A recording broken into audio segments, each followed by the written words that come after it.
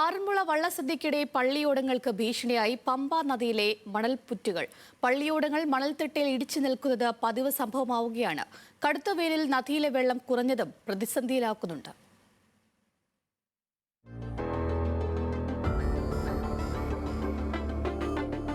കാലാവസ്ഥയും പമ്പാ നദിയിലെ മണൽപ്പുറ്റുകളും ആറന്മുള പള്ളിയോടങ്ങൾക്ക് വലിയ പ്രതിസന്ധിയാണ് സൃഷ്ടിക്കുന്നത്. വേനൽ കടുത്തതോടെ നദിയിലെ വെള്ളം കുറഞ്ഞു. വ്യാപകമായി മണൽപ്പുറ്റുകൾ കൂടി രൂപപ്പെട്ടതോടെ പള്ളിയോടകൾ ഇടിച്ചു നിൽക്കുന്നത് പതിവാകുകയാണ്.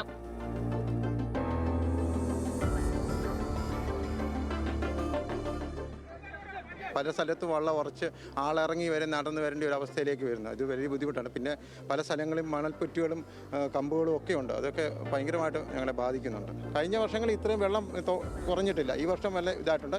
2018 പ്രളയത്തിന് ശേഷമാണ് പമ്പാ നദിയിൽ വ്യാപകമായി എക്കലിടിഞ്ഞത്. ആറന്മുള വള്ളസദ്യ കാലമായതിനാൽ പള്ളിയോടകളുടെ സുഗമമായ സഞ്ചാരത്തിന് ഇവ വെല്ലുവിളിയാക്കുന്നു. ഇപ്പോൾ നടക്കുന്ന ഈ എടക്കുളം പള്ളിയോട് ഇന്ന് നീരണിഞ്ഞു.